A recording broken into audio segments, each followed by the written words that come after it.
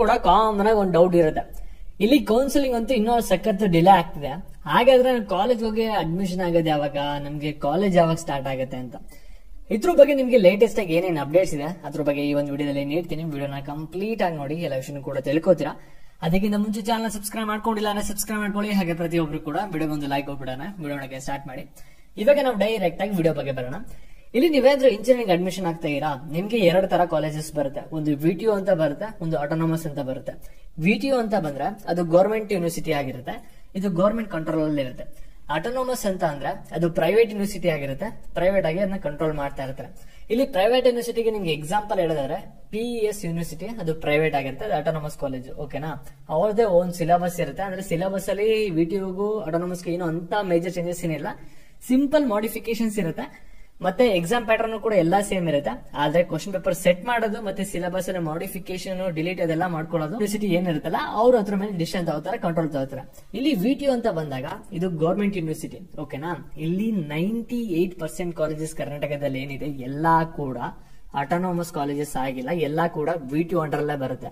ಒಂದು ಜಸ್ಟ್ ಒಂದು 2 to 5% ಅಷ್ಟೇ ಕಾಲೇಜಸ್ ಬಂದ್ಬಿಟ್ಟು ಆಟೋನಮಸ್ ಕಾಲೇಜಸ್ ಇದೆ ಅಷ್ಟೇ ಕರ್ನಾಟಕದಲ್ಲಿ, ಮಿಕ್ಕಿದೆಲ್ಲ ವಿಟಿಯು ಅಂಡರ್ ಅಲ್ಲೇ ಬರುತ್ತೆ.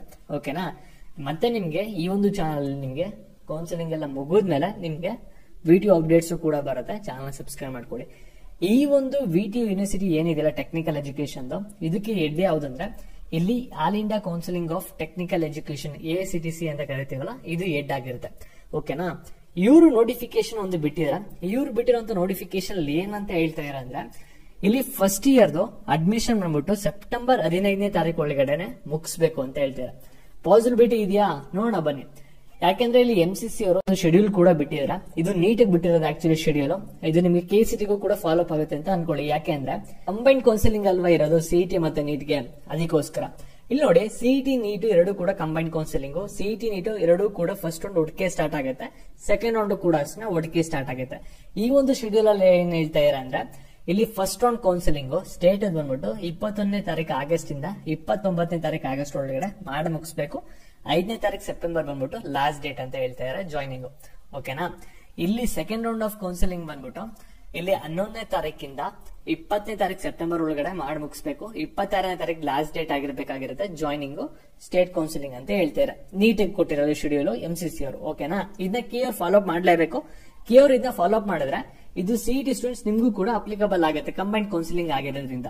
ಅಂದ್ರೆ ಇಲ್ಲಿ AICTC ಅವರು ಏನೊಂದು ನೋಟಿಫಿಕೇಶನ್ ಬಿಟ್ಟಿದಾರಲ್ಲ, ಸೆಪ್ಟೆಂಬರ್ 15ನೇ ತಾರೀಕು ಒಳಗಡೆ ಕಾಲೇಜಸ್ ಎಲ್ಲ ಸ್ಟಾರ್ಟ್ ಮಾಡ್ಬಿಡ್ಬೇಕು, ಕೌನ್ಸಿಲಿಂಗ್ ಎಲ್ಲ ಮುಗಿಸ್ಬಿಡ್ಬೇಕು ಅಂತ, ಅದು ಇಂಪಾಸಿಬಲ್, ಯಾವುದೇ ಕಾರಣಕ್ಕೂ ಕೂಡ ಆಗಲ್ಲ. ನೀವು ಕಾಲೇಜಸ್ಗೆಲ್ಲಾರು ಕೂಡ ನೀವು ಹೋಗಿ ಅಡ್ಮಿಷನ್ ಆಗೋದು ಯಾವಾಗ ಅಂದ್ರೆ ಫಸ್ಟ್ ರೌಂಡ್ ಎಲ್ಲ ಸೆಪ್ಟೆಂಬರ್ 5ನೇ ತಾರೀಕು ಒಳಗಡೆ ಹೋಗಿ ಅಡ್ಮಿಷನ್ ಆಗ್ತೀರಾ. ಫಸ್ಟ್ ರೌಂಡ್ ಅಲ್ಲಿ ಜಾಯ್ನ್ ಆದ್ರು, ಸೆಕೆಂಡ್ ರೌಂಡ್ ಕೆಲವರು ಅಟೆಂಡ್ ಮಾಡ್ತೀರಾ ನೋಡಿ, ಅರ್ಧ ಜನ.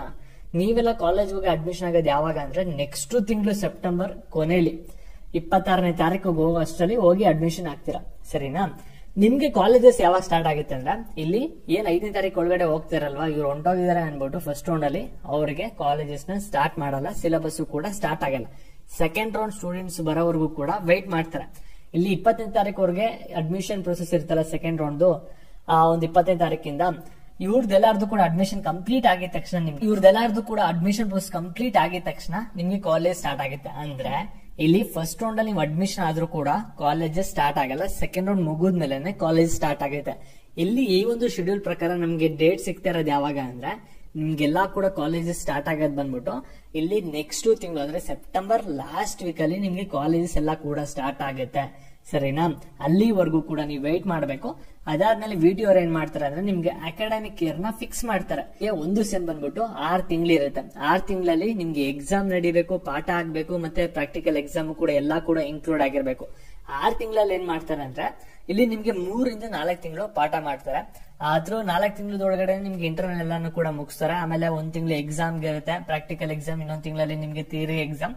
ಆ ರೀತಿ ನಿಮ್ಗೆ ತುಂಬಾನೇ ರ್ಯಾಪಿಡ್ ಆಗಿ ಹೋಗೋ ಚಾನ್ಸಸ್ ಇರುತ್ತೆ. ಸ್ಟಾರ್ಟಿಂಗ್ ಫ್ಯೂ ಮಂತ್ಸ್ ಮಾತ್ರ ನಿಮ್ಗೆ ಸ್ಲೋ ಆಗಿ ಸಿಲೆಬಸ್ ನ ತಗೊಂಡು ಹೋಗ್ತಾರೆ. ಲಾಸ್ಟ್ ಮಂತ್ ಅಂತೂ ಫುಲ್ ಸ್ಪೀಡ್ ಮಾಡ್ತಾರೆ, ಅದಕ್ಕೆ ರೆಡಿ ಆಗಿರಿ ನಿಮ್ಗೆ. ಆಮೇಲೆ ನಿಮ್ಗೆ ನೆಕ್ಸ್ಟ್ ಸೆಮ್ ಕೂಡ ಅದೇ ರೀತಿ ಸ್ಪೀಡ್ ಅಪ್ ಮಾಡ್ತಾ ಹೋಗ್ತಾರೆ. ಅಕಾಡೆಮಿಕ್ ಇಯರ್ ನ ಮ್ಯಾಚ್ ಅಪ್ ಮಾಡ್ಬೇಕಲ್ಲ, ನಿಮ್ಗೆ ಆಗ್ಲೇ 1-2 ತಿಂಗಳು ಡಿಲೇ ಆಗ್ಬಿಟ್ಟಿದೆ, ಅದಕ್ಕೋಸ್ಕರ ಈ ರೀತಿ ಆಗುತ್ತೆ. ಮತ್ತೆ ನಿಮ್ಗೆ ವಿಟಿಯು ಅವರು ನೆಕ್ಸ್ಟ್ ನಿಮ್ಗೆ ನೋಟಿಫೈ ಮಾಡ್ತಾರೆ, ನೀವು ಕಾಲೇಜ್ ಹೋಗಿ ಅಡ್ಮಿಷನ್ ಎಲ್ಲ ಆದ್ಮೇಲೆ ಯಾವ ರೀತಿ ಏನೇನಿರುತ್ತೆ ಎಲ್ಲಾನು ಕೂಡ. ಸರಿನಾ, ಮತ್ತೆ ಇದೇ ರೀತಿ ಅಪ್ಡೇಟ್ಸ್ ಆಗಿ ಚಾನಲ್ ಸಬ್ಸ್ಕ್ರೈಬ್ ಮಾಡ್ಕೊಳ್ಳಿ. ಹಾಗೆ ವಿಡಿಯೋ ಬಂದು ಲೈಕ್ ಕೊಟ್ಬಿಟ್ಟು ಎಲ್ಲರಿಗೂ ಕೂಡ ಶೇರ್ ಮಾಡಿ. Thank you.